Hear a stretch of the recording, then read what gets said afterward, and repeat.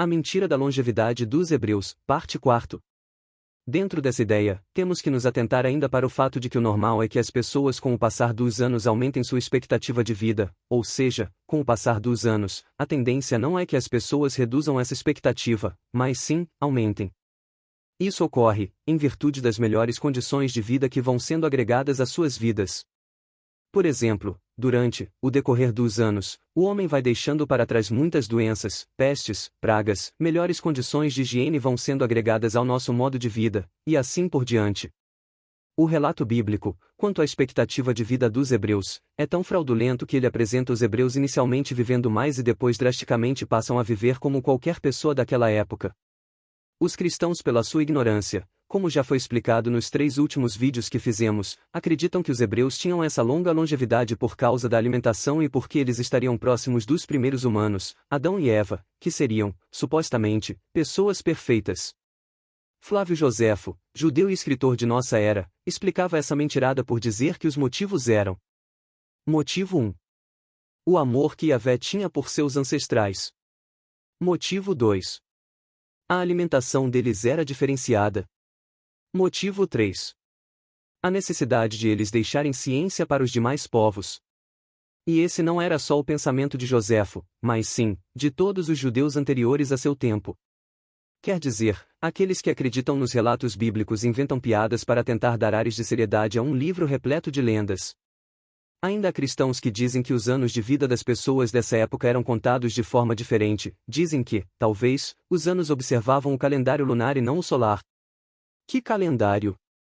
Se esse instrumento não foi inventado por hebreu ou ascendentes de hebreu algum?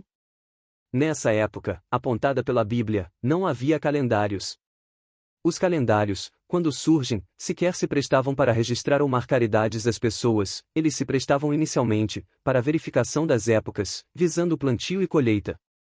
Pense comigo, vocês acham que se esses personagens bíblicos tivessem existido de fato, eles saberiam suas idades para que pudessem repassá-las a seus antepassados? É claro que não. Não tinha como isso acontecer, pois a escrita e a necessidade de se registrar fatos e eventos não se deram na época em que esses personagens supostamente existiram. Em seu tempo, as pessoas não se preocupavam com datas e muito menos com o tempo de vida que cada uma alcançava. Os homens nem sabiam ler, escrever e sequer conheciam os números como os conhecemos hoje. A lenda de Adão e Eva se passa numa época em que eles teriam que morar em cavernas. A época de Adão e Eva, portanto, remontaria à mais primitiva época em que havia humanos. Os hebreus só vieram se alfabetizar, tardiamente, pelo que tudo indica, eles foram um dos últimos, naquela região, a dominar a escrita. Os crentes afirmam que as origens dos hebreus vêm antes dos sumérios e de qualquer outro povo na Terra, sendo que é de nosso conhecimento que os sumérios foram, até o momento, os primeiros naquela região a dominar a escrita e outras coisas. A invenção da escrita é dada aos sumérios, foram eles os primeiros a deixar marcas ou registros no tempo. Como é que os hebreus precederiam esse povo e depois se encontrariam num estado de repleto atraso? Até a forma social dos cananeus foi copiada pelos hebreus, segundo a própria lenda bíblica. É impossível que os hebreus tenham vindo primeiro que os sumérios.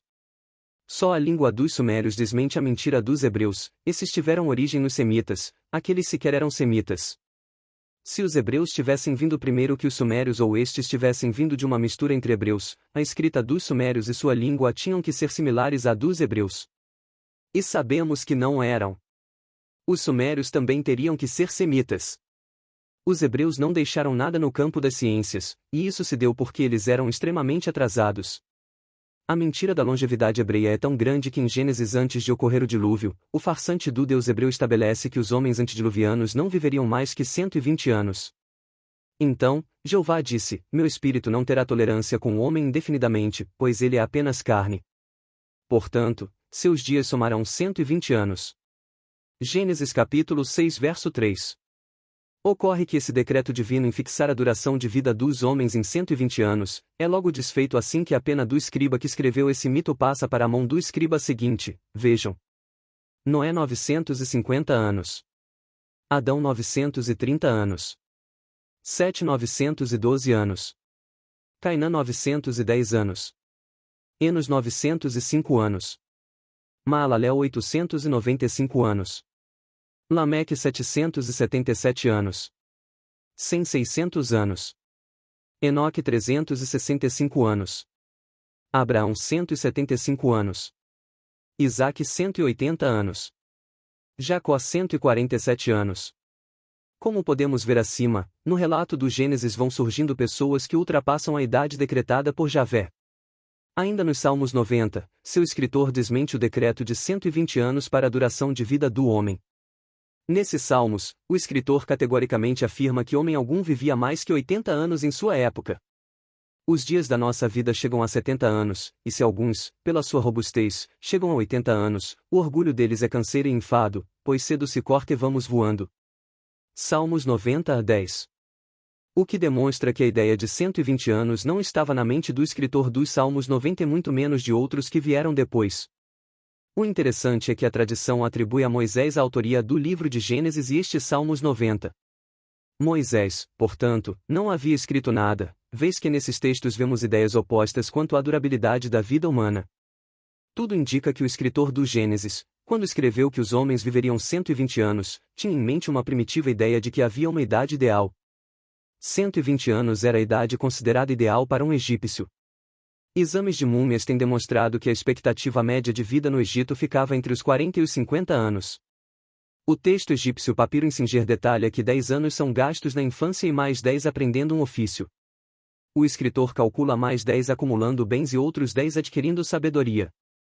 Ele conclui, então, que 2/3 da vida de alguém são perdidos, sugerindo uma expectativa de vida de 60 anos. No entanto, argumenta que o homem piedoso ainda terá 60 anos restantes dos dias designados por Tote, um deus egípcio, completando assim 100 anos. Fonte: Comentário Bíblico do Velho Testamento. Por fim, vejamos agora o que nos diz outro escritor bíblico acerca da duração da vida humana.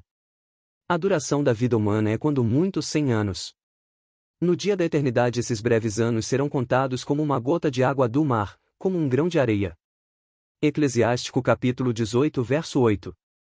Agora o escritor de Eclesiástico desmente tanto o escritor do Gênesis, e por vida direta o próprio Jeová, bem como o escritor dos Salmos 90. Para este escritor agora a duração da vida do homem é de 100 anos e não mais 120 nem 90 anos. Analisando esses poucos exemplos, podemos concluir facilmente que os livros bíblicos não foram produções de uma única mente. Esses livros não foram elaborados para terem ideias, pensamentos, visões coesas e uniformes. Os escritos bíblicos são produções de diversas pessoas, em épocas diferentes.